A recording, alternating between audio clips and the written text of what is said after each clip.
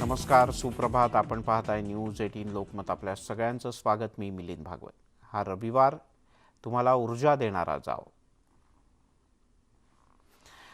आणि आता वळूयात बातम्यांकडे. कर्नाटक आणि गुजरातच्या नंतर आता महाराष्ट्रात सुद्धा ओमायक्रॉनची एंट्री झाली. त्यामुळे महाराष्ट्राच्या चिंतेत भर पडली आहे. आफ्रिकेतून मुंबईत आलेल्या एका तरुणाला ओमायक्रॉनची लागण झाल्याचं स्पष्ट झालंय. तर 2 दिवसांपूर्वी कर्नाटकमध्ये ओमायक्रॉनचे आणखीन 2 रुग्ण सापडले होते. यानंतर देशभरातली चिंता काहीशी वाढली. केंद्र सरकारनं देशासाठी अलर्ट जारी केला होता. यानंतर गुजरातमधल्या जामनगरमध्ये ओमायक्रॉनचा रुग्ण सापडला. त्यामुळे 4 डिसेंबर आणि आता 5 डिसेंबर असे पाठोपाठ 2 दिवस, तर त्यापूर्वी 2 डिसेंबर असे एक रुग्ण आता सापडलेत. आणि हे सगळे ओमायक्रॉनचे रुग्ण आहेत. कर्नाटकात 2 डिसेंबरला, गुजरातमध्ये 4 डिसेंबरला, तर मुंबईच्या सीमेवर अर्थात डोंबिवली कल्याणमध्ये सुद्धा आणखीन एक रुग्ण सापडला आहे.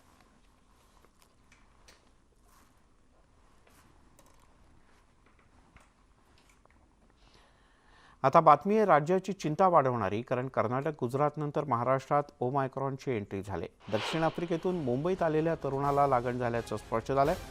मुंबईतून हा तरुण डोंबिवलीला गेला होता आणि तो सुद्धा ओला टॅक्सी करून. 33 वर्षांचा हा तरुण, त्याच्यावर डोंबिवलीतल्या कोरोना वॉर्डमध्ये उपचार सुरू आहेत.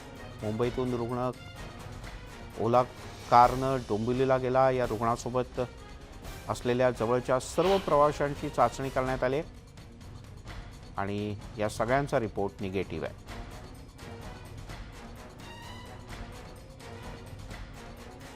त्यामुळे जो तरुण एअरपोर्टला उतरून ओला टॅक्सी करून घरी पोहोचला, त्याची जेव्हा तपासणी करण्यात आली तेव्हा त्याला कोरोना पॉझिटिव्ह आला. मग संशय आल्यानं आणखीन तपासणी केली तेव्हा त्याला ओमायक्रॉनची लागण झाल्याचं स्पष्ट झालं.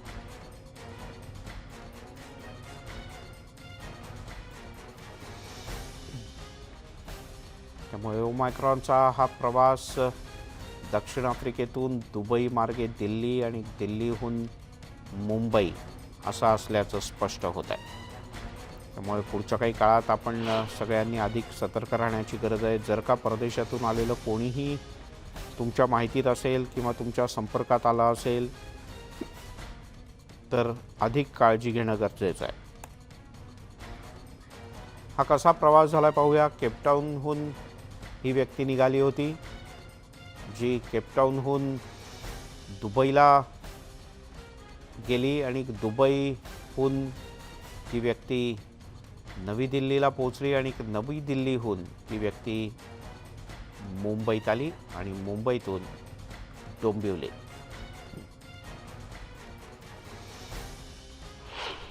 रुग्णासोबत कोणकोणते आणि किती प्रवासी होते तेही आपण पाहूयात. अति जोखमीतले 12 प्रवासी हे आहेत, तर कमी जोखमीतले 23 प्रवासी आहेत.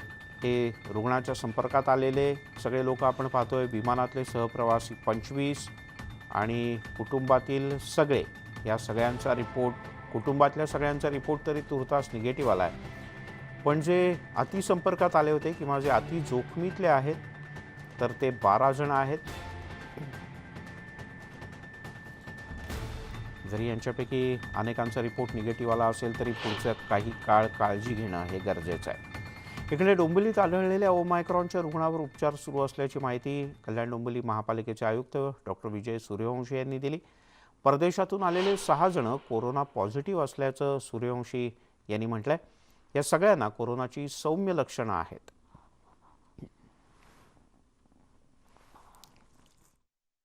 केपटाऊनहून दुबई मार्गे दिल्ली मार्गे डोंबिवलीतील एक नागरिक जे इथे आले होते, त्यांचा रिपोर्ट पॉझिटिव्ह आला होता आणि त्यांचा आता जिनोम सिक्वेन्सिंगचा पण रिपोर्ट पॉझिटिव्ह आलेला आहे. त्यांच्यासोबत त्यांचे सर्वच हाय रिस्क आणि लो रिस्क कॉन्टॅक्टचं आपण त्याच वेळेला इमिजिएटली टेस्टिंग केलं होतं. ते सर्व निगेटिव्ह आले आहेत. दरम्यान ओमायक्रॉन रुग्णाची प्रकृती स्थिर आहे. ताप आणि खोकल्याची सौम्य लक्षणं आहेत. बाकी तूर्तास तरी चिंतेचं कारण नाही, असं म्हटलंय राज्याचे आरोग्यमंत्री राजेश टोपे यांनी. या व्यक्तीच्या संपर्कात आलेल्या सगळ्यांचे रिपोर्ट निगेटिव्ह आहेत. पण तरीसुद्धा संबंधितांवर योग्य उपचार करण्यात येतील आणि त्यांची योग्य ती काळजी घेतली जाईल असंही स्पष्ट करण्यात आलं आहे.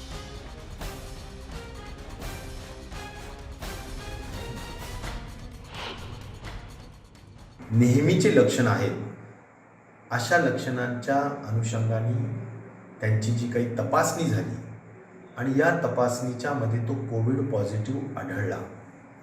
त्यांची जनुकीय तपासणीच्या दृष्टिकोनातून कस्तुरबा गांधी हॉस्पिटलमध्ये जे नमुने देण्यात आले होते त्याचा रिपोर्ट आज आलेला आहे आणि त्यामध्ये SG ॲब्सेंट असल्या कारणाने ते ओमायक्रॉन पॉझिटिव्ह आहेत असं निष्कर्ष आणि असा रिपोर्ट त्या ठिकाणी आलेला आहे.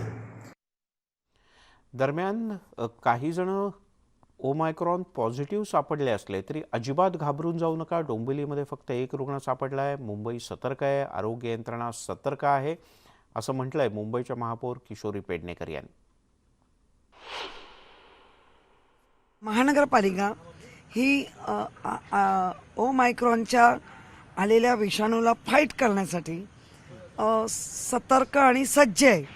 पण आपल्याला सर्वांना घाबरून न जाता सर्वांनी काळजी घेऊन त्रिसूत्री कार्यक्रम जो दिला आहे आपल्याला, मास्क लावा, मुखपट्टी लावा, सॅनिटायझर व्हा, हात साबणाने धुवा या सॅनिटायझरने धुवा, किंवा जितकं जमेल तेवढं सोशल डिस्टन्सिंग वापरा आणि आजूबाजूची जी दखल आहे एक सजग नागरिक म्हणून ती घेत राहा.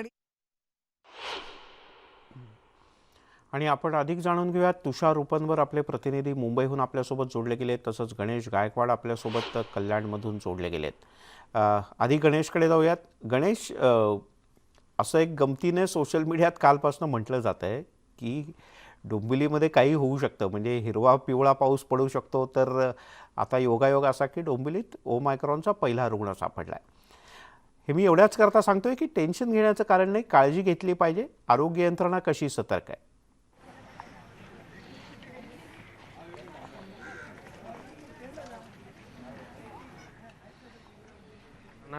घाबरण्याचं कारण नाही आहे, कारण जो रुग्ण या ठिकाणी आढळलेला आहे ओमायक्रॉन पॉझिटिव्ह, त्याला कोणत्याही प्रकारची सौम्य देखील लक्षणं नाही आहेत अशी माहिती सध्या आपल्याला कळते आणि त्याच्यामुळे कोणालाही घाबरण्याचं कारण नाही आहे. मात्र कोरोनाच्या जी त्रिसूत्री आहे त्याच्यामध्ये मास्क असेल, सॅनिटायझर असेल किंवा सोशल डिस्टन्सिंग असेल, या गोष्टी पाळणं अत्यंत महत्त्वाचं आहे.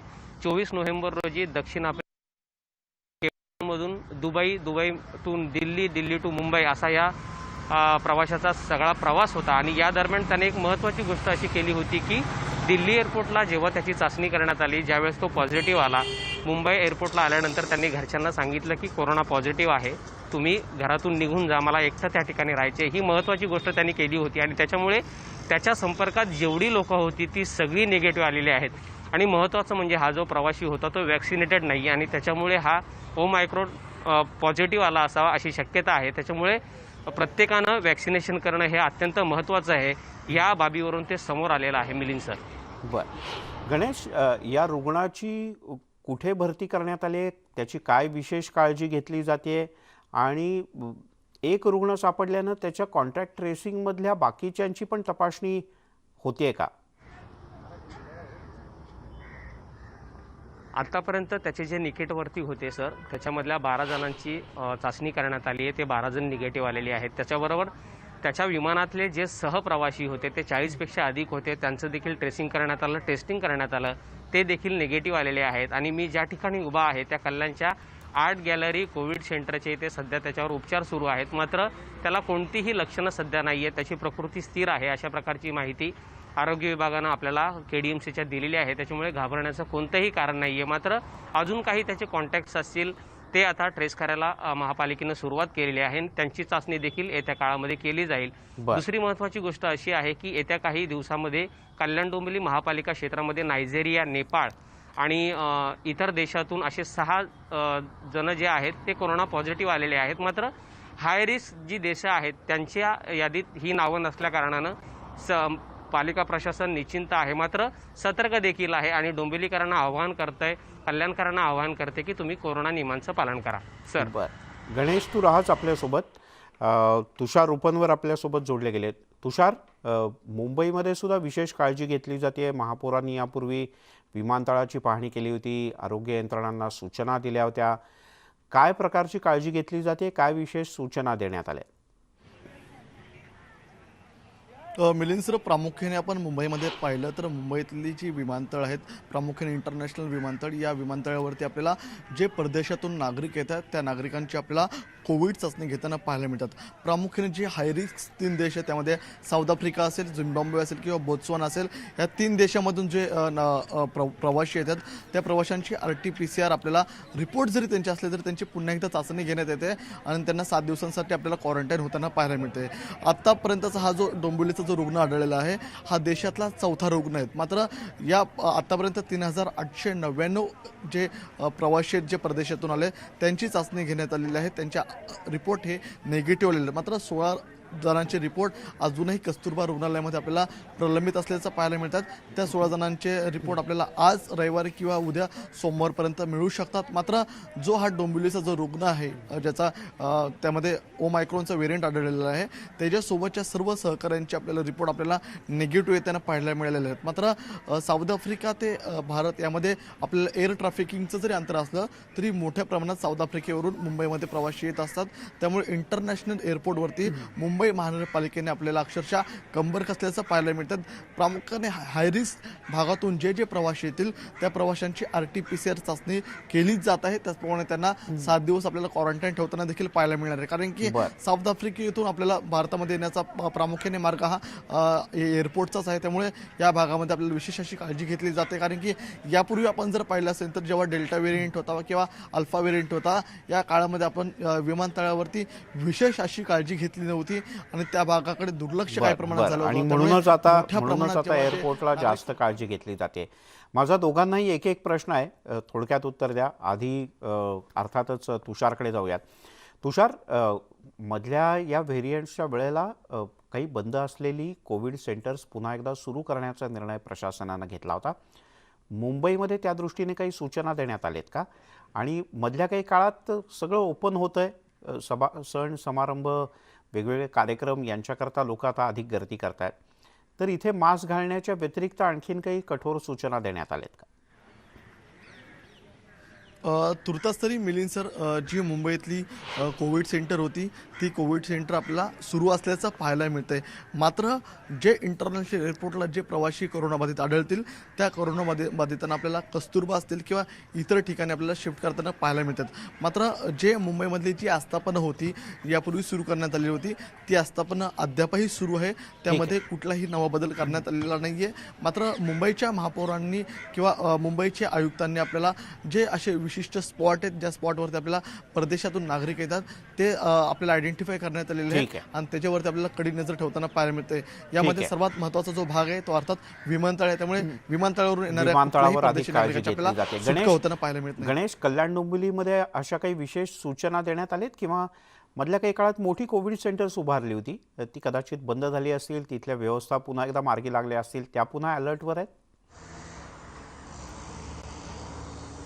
सर, मध्यंतरी कोरोनाची जी दुसरी लाट ओसरली होती त्यानंतर हे माझ्या मागे जे कल्याणचं आर्ट गॅलरी कोविड सेंटर होतं हे एकमेव सुरू होतं आणि कल्याण डोंबिवलीमधील इतर जी कोविड सेंटर होती ती बंद करण्यात आली होती. मात्र आता देखील तिथलं स्ट्रक्चर जे आहे ते तसंच्या तसंच आहे आणि तिसरी लाट जर आली तर महापालिका प्रशासन कुठेही यामध्ये कमी पडणार नाहीये. ऑक्सिजन असेल, बेड असतील किंवा हॉस्पिटल कोविड सेंटर ही पूर्णपणे सज्ज असल्याची माहिती महापालिका आयुक्त डॉक्टर विजय सूर्यवंशी यांनी दिलेली आहे.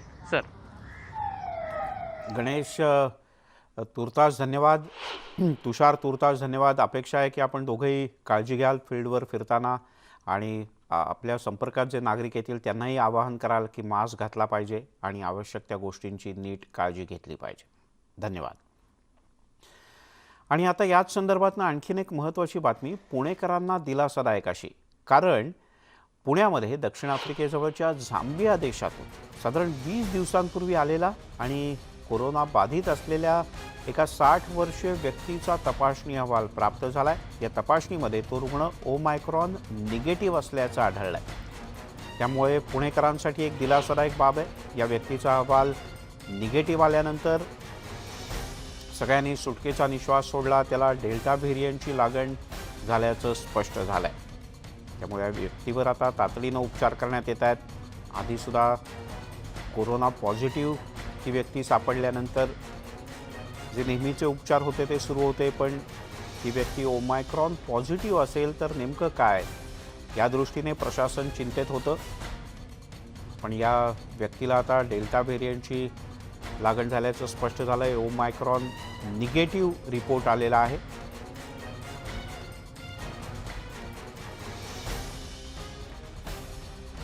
चंद्रकांत पुंदे आपले प्रतिनिधी आपल्यासोबत आहेत. चंद्रकांत, दिलासादायक बातमी. हो, सध्या तरी असंच म्हणावं लागेल.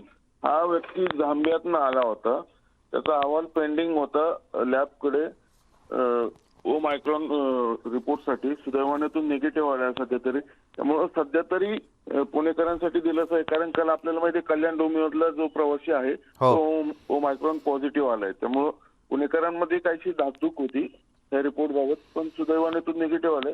फक्त आता इथून पुढे जे प्रवासी आहेत ते दक्षिण आफ्रिकेनं किंवा इतर 3 देशातनं जे धोकादायक म्हणून जाहीर केलेत, ते प्रवाशांनी स्वतःहून खरं तरी पुढे आलं पाहिजे आणि टेस्ट करून घेतले पाहिजेत. कारण असे 1000 प्रवासी आहेत आपल्याला माहिती आहे. त्यातले पुण्यात बरेचसे आहेत, 2 विमानतळ आहेत, मुंबई आणि पुणे. म्हणजे अजूनही काही प्रवासी असू शकतात. ते त्यांना त्यांनी बरोबर आहे चंद्रकांत.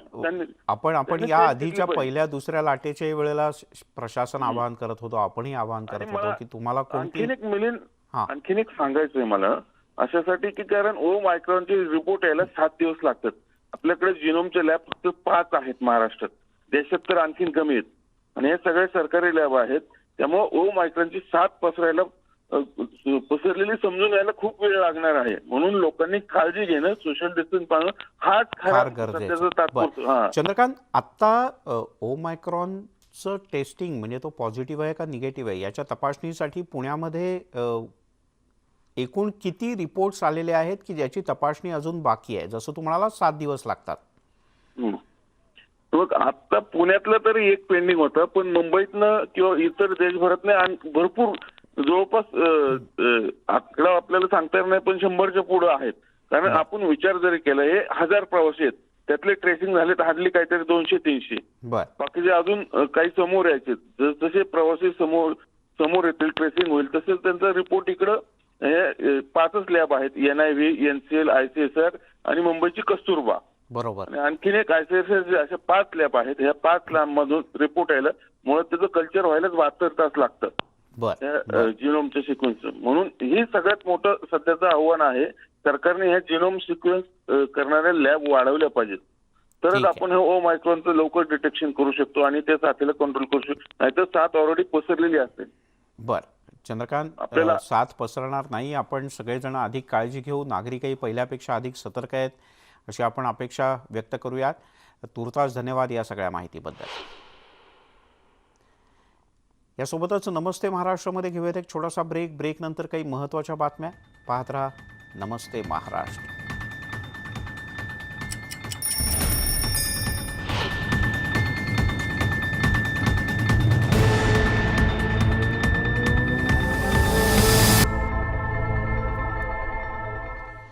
आपण पाहताय न्यूज 18 लोकमत.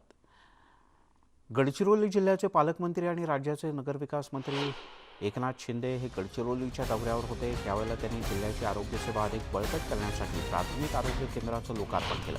गडचिरोलीचा सर्वांगीण विकास हाच ध्यास असं मानून एक मागास आणि नक्षलप्रवण जिल्हा ही ओळख पुसायची आणि त्यासाठी आपण प्रामाणिक प्रयत्न करू असं त्यांनी म्हटलंय. दुसरीकडे राज्यात ओमायक्रॉनचा प्रसार रोखण्यासाठी सरकारनं पूर्ण तयारी केल्याचंही त्यांनी नमूद केलं.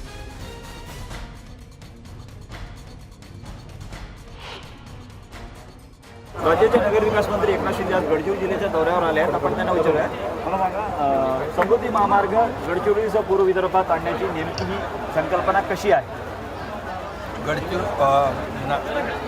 समृद्धी महामार्गाचं जे काम आहे मुंबई नागपूर पर्यंत होतं आहे, परंतु काही लोकांनी भंडारा गोंदियापर्यंत हा रस्ता समृद्धी जिल्हा आरोग्य अधिकारी अशा प्रकारची मागणी केली. आणि या ठिकाणी गडचिरोलीचा विकास करायचा असेल तर या गडचिरोलीला देखील नागपूर आणि मुंबईबरोबर जोडणं आवश्यक आहे. आणि खऱ्या अर्थाने जर गडचिरोलीची मागास जिल्हा आणि नक्षल जिल्हा म्हणून ओळख पुसायची असेल तर या ठिकाणी विकास होणं महत्त्वाचं आहे. विकास हाच खऱ्या अर्थाने एक आमचा फोकस कार्यक्रम आहे, उद्देश आमचा तोच आहे.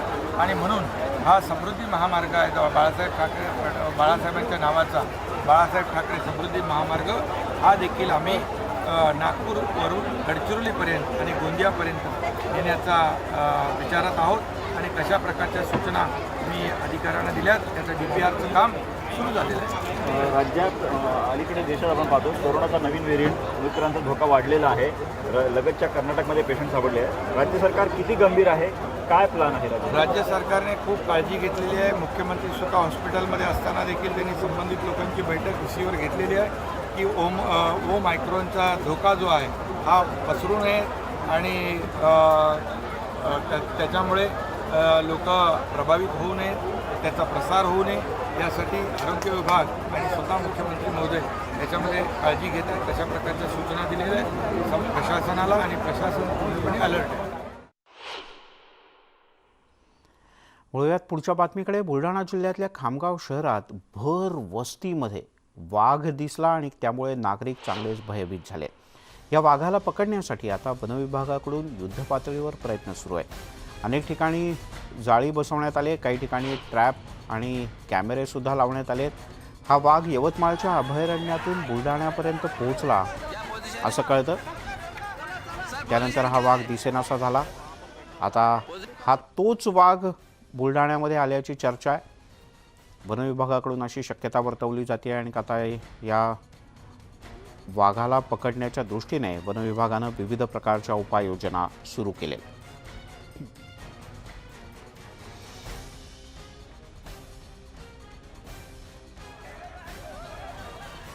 आपण हे दृश्य पाहतोय. वनविभाग सतर्क आहे. विविध प्रकारच्या उपाययोजना करण्यात येत आहेत. अतिरिक्त पोलीस जसे तैनात आहेत तसेच वनविभागाचे अधिकारी आणि कर्मचारी सुद्धा तैनात आहेत. काही ठिकाणी कॅमेरे तातडीनं बसवण्यात आले तर काही ठिकाणी काही ट्रॅप लावण्यात आलेत की जेणेकरून त्या ट्रॅपमध्ये हा वाघ अडकेल. आणि हे ते CCTV फुटेज आपण पाहतो आहोत की ज्यामध्ये वाघाचं दर्शन झालं.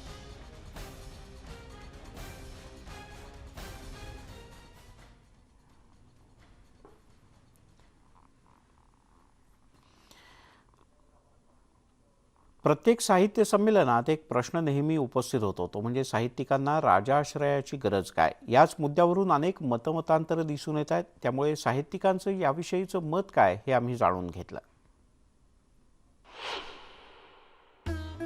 अखिल भारतीय मराठी साहित्य संमेलनाचं आयोजन होत असताना नेहमीच राजाश्रयाचा मुद्दा चर्चेत येतो. साहित्यिकांनी राजाश्रय घेऊ नये असा एक मोठा मतप्रवाह आहे. साहित्यिक त्यांच्या साहित्यातून विचारातून तत्कालीन घडामोडींवर लेखन करतात, भाष्य करतात. परिणामी अनेकदा सत्ताधाऱ्यांवर टीकाही होते. असं असताना मग राजाश्रय घेणं कितपत योग्य आहे असा सवाल उपस्थित केला जातो. मात्र टीका टिप्पणी हा अभिव्यक्ती स्वातंत्र्याचा एक भाग आहे. जनसामान्यांना जसा हा अधिकार आहे तसा तो साहित्यिकांनाही आहे. तर भाषा समृद्ध करण्यासाठी सरकारनंही पावलं उचलण्याची गरज असते, कारण भाषा आणि साहित्य ही राज्याची ओळख असते. त्या दृष्टीनं साहित्य संमेलनं महत्वाची असल्यानं राजाश्रय घेण्यात काही गैर नसल्याचं मत व्यक्त केलं जात आहे. राजाश्रय ही काही स्वर्गातून आलेली गोष्ट नाही आहे. ती लोकांनीच तयार केलेली व्यवस्था आहे, लोकांच्यासाठी तयार केलेली व्यवस्था आहे. राजासन म्हणजे आपल्या निवडून गेलेल्या प्रतिनिधींनी तयार केलेलं सरकार, एक व्यवस्था. मग सरकारने सगळ्यांची सेवा करायची आहे, सगळ्यांनाच मदत करायची आहे. त्यामुळे साहित्य संमेलनाला ते मदत करत असतील तर ह्याच्यात काही विचित्र वगैरे वाटत नाही. त्यांचं ते कर्तव्य आहे. कारण राज्यातली साहित्य संस्कृती विकसित करायची असेल, तिला पुढे न्यायचं असेल तर सर्वांनी मदतीसाठी यायला पाहिजे आणि त्याच्यात एक सरकार असतं. साहित्य संमेलनाचं आयोजन करणं अत्यंत खर्चिक आहे. साहित्यिक हा खर्च पेलू शकत नाही. त्यामुळे साहित्य संमेलनासाठी राजाश्रय घेण्यात काही गैर नाही. मात्र नेत्यांनी स्टेजवर येणं टाळावं असं मत अच्युत गोडबोले यांनी व्यक्त केलं. हे सांगणं अवघड आहे ह्याचं, कारण पहिली गोष्ट साहित्य संमेलनाला खर्च येतो. तो खर्च कोणीतरी तो द्यावा लागतो. फक्त मला त्यात राजकारण शिरायचं नाही आहे, कारण साहित्य संमेलनाला जरी सरकारने पैसा दिला तरी सुद्धा त्यामध्ये राजकारणी मागे राहावं. मागे एकदा साहित्य संमेलनामध्ये एक मोठे मुख्यमंत्री होते, त्यांनी मदत केली होती पण प्रत्यक्ष स्टेजवर ते आले नाहीत. मला असं वाटतं त्यांनी कुठल्याही त्याचं साहित्य संमेलनामध्ये राजकारण्यांनी प्रत्यक्ष त्याच्यामध्ये स्टेजवर येणं किंवा त्याचं श्रेय घेणं अशा गोष्टी मात्र त्यांनी टाळल्या पाहिजेत, पण मदत मात्र नक्की केली पाहिजे असं. साहित्यिक आणि राजकारणी यांच्या भूमिका अनेकदा वेगवेगळ्या असतात, त्यामुळे अनेकदा वाद निर्माण होतात आणि राजाश्रयाचा मुद्दा चर्चेत येतो. काही वेळा राजाश्रय न घेता साहित्य संमेलनाचं आयोजन करण्यात आलं, पण त्यात अनेक अडचणींना सामोरं जावं लागलं. सगळ्या गोष्टींसाठी राजकीय आश्रय हा गरजेचा आहेच आणि विदाऊट राजकीय आश्रय घेता 1-2 संमेलनांचे काय हाल झाले आपण बघितले. त्यामुळे साहित्य संमेलनासाठी राजकीय आश्रय, आणि राजकीय लोक म्हणजे बाहेरचे थोडीच आहेत ना, की तेही इथलेच नागरिक आहेत आणि राजकीय म्हणजे लोकांथ्रू निवडून गेलेत. लोकांनी जर त्यांना निवडलं तर त्यांचा आश्रय, मला असं वाटतं वेगळं काही नाही, त्यांचा आश्रय पाहिजे. त्यांनी साहित्य संमेलन अजूनही मजबूत होतं आणि सगळ्यांची इन्व्हॉल्वमेंट होते. त्यामुळं राजकीय लोक तर संमेलनात पाहिजेत. आणि महाराष्ट्राला परंपरा आहे की खूप सारे लेखक हे राजकारणातही होते, म्हणजे यशवंतराव घ्या, यशवंतराव गडाख घ्या, तर ही पण लोक यातलीच आहेत. साहित्य, लेखक, नेते आणि राजकारण हे सगळे समाजाचे घटक आहेत. वेगवेगळ्या मुद्द्यांवर वैचारिक अभिसरण घडतं, मतभेदही निर्माण होतात. मात्र साहित्य प्रवाही करण्यासाठी हे गरजेचं आहे. त्यासाठी साहित्यिकांनी राजाश्रय घेण्यात काहीही गैर नसल्याचं मत मोठ्या प्रमाणात व्यक्त केलं गेलंय. प्रशांत बाग, न्यूज 18 लोकमत, नाशिक. साहित्य म्हटलं की त्यात सगळ्याचाच समावेश होतो आणि वैचारिक घुसळण तर आलीच. साहित्यिकांनी राजकीय भूमिका घेण्याची गरज आहे का, हा प्रश्नसुद्धा अनेकदा उपस्थित होतो. साहित्यिकांनी फक्त लिखाण करावं आणि राजकीय घडामोडींवर भाष्य करू नये असं मानणाराही एक वर्ग आहे. तर साहित्यिक समाजामध्ये घडणारं वास्तव मांडत असतात, त्यामुळे त्यांनी व्यक्त व्हावं अशी अपेक्षा देखील व्यक्त केली जाते. पाहूयात या दोन्ही बाजूची मतमतांतरं नेमकी काय आहेत. परंपरा ही साहित्याची या नाशिकला मोठी, अभिमानाने गरजा आता जय जय मराठी मराठी मराठी. साहित्य संमेलनाच्या पार्श्वभूमीवर राजकारण आणि साहित्य हा विषय पुन्हा एकदा चर्चेत आलाय. राजकारण आणि साहित्याचं नातं, राजकारणाचा साहित्यावर पडणारा प्रभाव, राजकारणात वावरणारे साहित्यिक हे विषय नेहमीच उपस्थित होत असतात. राजकारणाचा साहित्यावर आणि साहित्याचा राजकारणावर प्रभाव पडत असतो. साहित्यिक राजकीय भूमिका घेऊन बोलतो, तो राजकारणाचं विश्लेषण करतो, तेव्हा तो वेगळा भाग असतो. तो त्याच्या साहित्यामध्ये राजकारणाचे, राजकीय परिस्थितीचे आणि परिणामांचे प्रतिबिंब कसे उमटवतो हे महत्वाचं असतं. तसंच नुसतं प्रतिबिंब उमटून देखील ते समृद्ध होत नाही. त्यामुळे साहित्यिकांनी राजकीय भूमिका घेणं गरजेचं असल्याचं मत व्यक्त केलं जातंय. अनेक साहित्यिक राजकारणात यशस्वी झाल्याचीही उदाहरणं आहेत. साहित्यिकांनी राजकारणी होण्यामध्ये गैर काहीच नाही आहे. महाराष्ट्रात ते नसेल तर तुम्ही महाराष्ट्राच्या बाहेर बघा, किती साहित्यिक, कलावंत, नट निवडून आलेले आहेत. MG रामचंद्रन कोण होता? मुख्यमंत्री होतो. जयललिता कोण? मुख्यमंत्री होते. शिवाजी गणेशांचा पक्ष आहे. एक करुणानिधी सगळ्यात मोठा साहित्यिक आहे. वीरप्पा मोईली महाकाव्य लिहिणार आहे. हे सगळे राजकारणात आहे. आणि तसं राज्यपालांनी नेमल्यानंतर साहित्यिक जातातच ना. उलट जाण्यासाठी स्पर्धा असते त्यांच्यामध्ये, राज्यसभेत जाण्यासाठी स्पर्धा असते, महामंडळात जाण्यासाठी स्पर्धा असते, पुरस्कार मिळवण्यामध्ये स्पर्धा असते. साहित्यिकांनी राजकीय भूमिका घेण्याच्या मुद्द्यावर अच्युत गोडबोले आणि शरद तांदळे यांनी सकारात्मक मत व्यक्त केलं. राजकारण करा, मात्र साहित्यात राजकारण नको असा सल्ला देखील त्यांनी दिला. साहित्य समाजाचं प्रतिबिंब असतं. आमच्या समाजाची काही देणं घेणं नाही. आम्ही आपलं इंद्रधनुष्य, ढग, चांदणं, प्रेम वगैरे ह्याच्यात आम्ही रमतो असं म्हणणं माझ्या मते अत्यंत चुकीचं आहे. जे सगळं चाललेलं आहे त्याच्याशी साहित्याचा संबंध असतो. साहित्य निर्मिती ही समाजातला जी संबंध ढवळाढवळ चाललेली असते, संघर्ष चाललेला असतो, त्यातून खरं चांगलं साहित्य निर्माण होतं. त्यामुळे चांगल्या साहित्यकारांनी समाजाशी संबंध ठेवलाच पाहिजे असं मला वाटतं. साहित्यिकांनी साहित्यिक राजकारणात रस घेऊ नये. म्हणजे 2 प्रकार आहेत राजकारणाचे, राजकारण आणि साहित्यिक राजकारण. तर साहित्यिक हे साहित्यिक राजकारणात एक नवीन प्रकार आहे साहित्यिक राजकारण, मला या अशातच कळायला. तर त्याच्यात घातल्याने साहित्याचा लॉस होतो. तर साहित्यिकांनी बाहेरच्या राजकारणात म्हणजे विधानमंडळाच्या इलेक्शनमध्ये जावं, नगरसेवकाचे इलेक्शन जावं, पण साहित्यात राजकारण करू नये असं मला वाटतं. साहित्यिक अशोक बागवे यांनी साहित्यिकांमधल्या राजकारणावर मिश्किल भाष्य केलंय. राजकारण हे तुमच्या जीवनाला व्यापलेलं आहे. आपण काय करतो, राजकारण याचा अर्थ जे मंत्री, खासदार, आमदार त्यांना राजकारण नाही. साहित्यामध्ये राजकारण असतं. कुणाला स्टेजवर बोलवायचं हे ठरलेलं असतं. त्या नियोजनात याला कट करा, याला घ्या, हा आमचा भाचा आहे, मामा आहे, काका आहे, असं जे राजकारण चालतं ते साहित्यातही होतं. साहित्य सोडून इतर गोष्टी आल्या की त्याला राजकारण म्हणतात. साहित्याची निर्मिती ही फक्त कल्पनेतून होत नाही. जागतिक स्तरावरील सामाजिक अस्थिरता, राज्यक्रांती, तत्कालीन राजकीय परिस्थिती या सर्वांचा साहित्यात समावेश होत असतो. त्यामुळे साहित्यिकांनी राजकीय भूमिका घ्यावी असं मत बहुतांश साहित्यिक व्यक्त करतात. प्रशांत पाग, न्यूज 18 लोकमत, नाशिक.